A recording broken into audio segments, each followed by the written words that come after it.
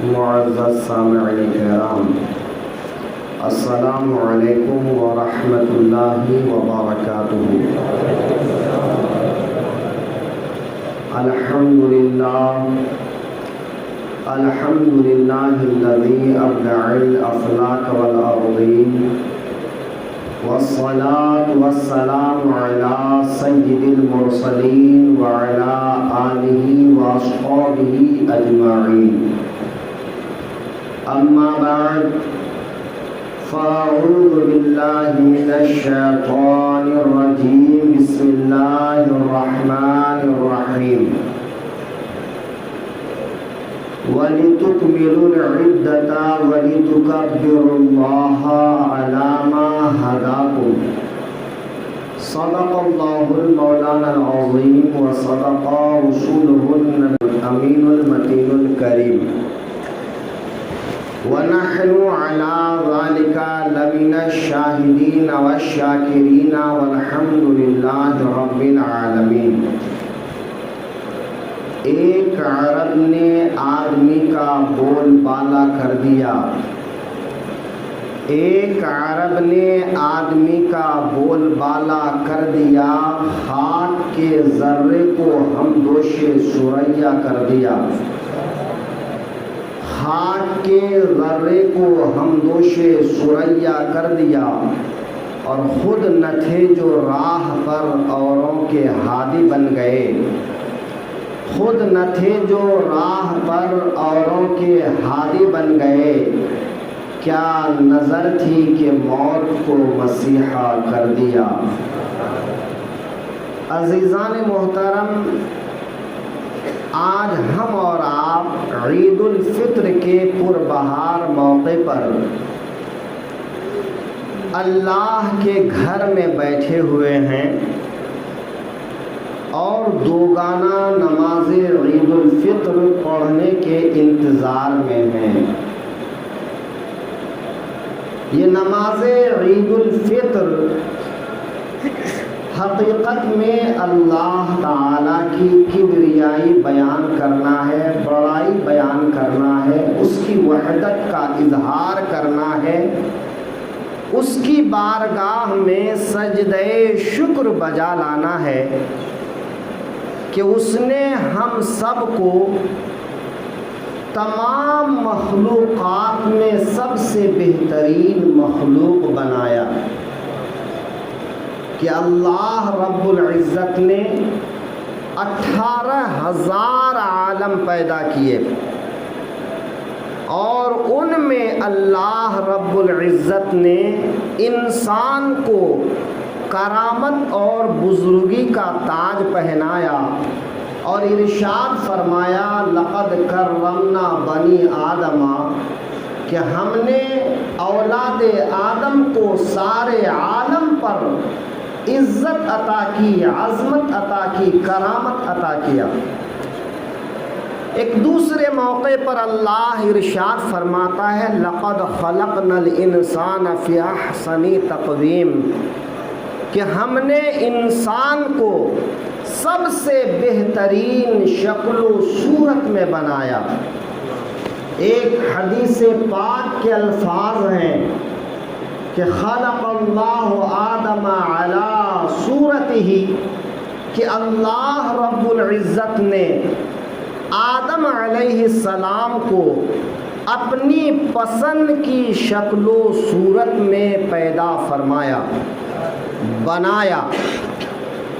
تو اس سے یہ معلوم ہوتا ہے کہ دنیا میں جتنی بھی مخلوقات ہیں، ان تمام مخلوقات میں انسان کی خلقت، انسان کی شخصیت، انسان کا وجود، انسان کی قد و قامت، کہ اللہ رب العزت نے انسان کو تمام مخلوقات میں بہترین شخصیت بنایا، بہترین وضع قطع عطا فرمایا، اور ان میں بھی اللہ نے صاحب ایمان بنایا، صاحب ایمان میں بھی اللہ نے اپنے محبوب کا امتی بنایا۔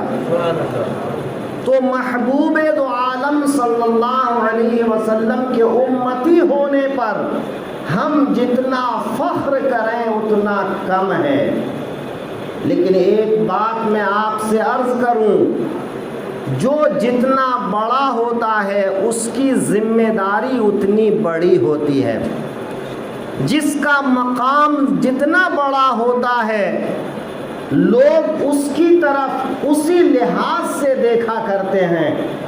تو اگر سارے عالم میں انسان کو اللہ نے زیادہ عظمت عطا کیا، سب پر فوقیت دیا، تو اللہ نے انسان کو سب سے زیادہ آزمائش میں بھی ڈالا۔ قرآن پاک میں ہے کہ میں نے اپنا کلام، میں نے اپنی معرفت، میں نے اپنی پہچان، میں نے اپنی محبت، میں نے اپنا عشق ساری مخلوقات کے سامنے پیش کیا کہ کوئی ہے جو اس امانت کو اٹھا لے، لیکن سب نے انکار کر دیا۔ یہ انسان ہے کہ اس نے اس امانت کو اٹھا لیا۔ انسان کا سینہ اتنا عظیم ہے کہ جس نے اللہ کی اس امانت کو قبول کیا، اور وہ امانت اللہ کی محبت ہے۔ اللہ کی محبت، اللہ کی معرفت، اللہ کا عشق، اللہ کی پہچان، اللہ کے لیے سب کچھ کرنا اور اللہ کے لیے سب کچھ چھوڑ دینا، یہ وہ امانت ہے جس امانت کو لینے سے سب نے انکار کر دیا، لیکن انسان نے اس امانت کو قبول کیا۔ جب انسان نے اس چیز کو قبول کیا ہے تو اب انسان کی ذمہ داری بنتی ہے کہ انسان اس کی حفاظت بھی کرے، انسان اس کو بچانے کی فکر بھی کرے، انسان اس کو اور سنوارنے کی کوشش کرے۔ تو الحمدللہ ہمارے سینے میں جو ایمان ہے، اس ایمان کو بچانا، اس ایمان کو مزید مضبوط کرنا، اس ایمان کو سنوارنا، یہ ہمارا فرض بنتا ہے۔ اور ہم اپنے ایمان کو مضبوط کیسے کر سکتے ہیں، اپنے ایمان کو کیسے سنوار سکتے ہیں، اپنے ایمان کو کیسے قائم رکھ سکتے ہیں؟ تو میرے دوستو، ایمان کی مضبوطی کے لیے عمل ضروری ہے۔ ایمان کی بقا کے لیے عمل ضروری ہے۔ ایمان کو قائم رکھنے کے لیے عمل کی ضرورت پڑتی ہے۔ آپ کا عمل آپ کی پہچان ہے، آپ کا عمل آپ کا کردار، آپ کی بات چیت، آپ کا اٹھنا بیٹھنا، آپ کا بولنا چالنا، یہ سب آپ کے ایمان کو یا تو مضبوط کرتا ہے یا پھر کمزور کرتا ہے۔ آپ کو اپنے عمل سے ثابت کرنا ہے کہ آپ اپنے ایمان کی مضبوطی چاہتے ہیں یا کمزوری چاہتے ہیں، آپ اپنے ایمان کی بقا چاہتے ہیں یا اس کو خطرے میں ڈالنا چاہتے ہیں، آپ اپنے ایمان کے ذریعے سے زندگی کی آزمائش سے نکل کر آپ کامیابی کے ساتھ اس دار فانی سے دار بقا کی طرف کوچ کرنا چاہتے ہیں، یا پھر آپ دنیا کی آلودگی میں مبتلا ہو کر، دنیا کے گناہوں میں مبتلا ہو کر، دنیا کے ان رنگین چیزوں میں الجھ کر آپ اپنی آخرت کو تباہ و برباد کرنا چاہتے ہیں۔ یہ آپ کو طے کرنا ہوتا ہے۔ لیکن یاد رکھیے، آپ کو اپنے ایمان اور عمل کو درست رکھنے کے لیے آقائے دو جہاں سرور کون و مکان صلی اللہ علیہ وسلم کی اتباع لازم ہے، ان کی پیروی لازم ہے، ان کے کہے پہ چلنا لازم ہے، ان کے بتائے راستے پہ چلنا لازم ہے۔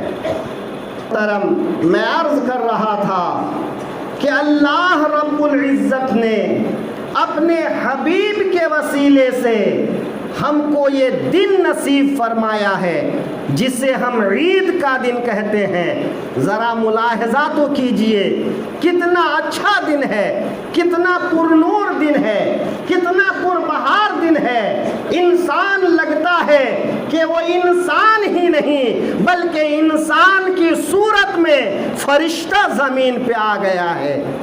آج سر سے لے کر پاؤں تک دیکھیے، اچھا لباس ہے، سر پہ ٹوپی ہے، چہرے پر مسکراہٹ ہے اور نظریں جھکی ہوئی ہیں کہ ایک انسان مسجد کی طرف خرامہ خرامہ بدامہ بدامہ جب قدم بڑھاتا ہے تو یہ امن و سکون کا پیغام دیتا ہے اور اسلام کی حقانیت کو اپنے کردار کے ذریعے سے ثابت کرتا ہے کہ اے دنیا والوں یاد رکھو، جو مسلمان کے اپنی نظروں سے کسی پر بدنگاہی نہیں کرتا ہے، جو اتنا پرسکون چلتا ہے، وہ انسان خو خرابہ نہیں کر سکتا، وہ مسلمان خو خرابہ نہیں کر سکتا ہے۔ ہاں اتنا یاد رکھنا کہ مسلمان جہاں بھی ہوتا ہے زمین کو ذکر الہی سے، اللہ کی توحید کے گونج سے زمین کو پرنور کر دیتا ہے۔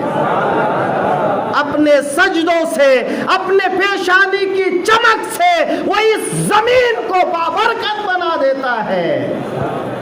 ہمارے قدم کی برکت سے یہ زمین برکت نشان ہے۔ میرے دوستو، مسلمان ہمیشہ ہی ایسا ہی پرسکون رہا ہے اور ہمیشہ ہی پرسکون رہے گا۔ اور میں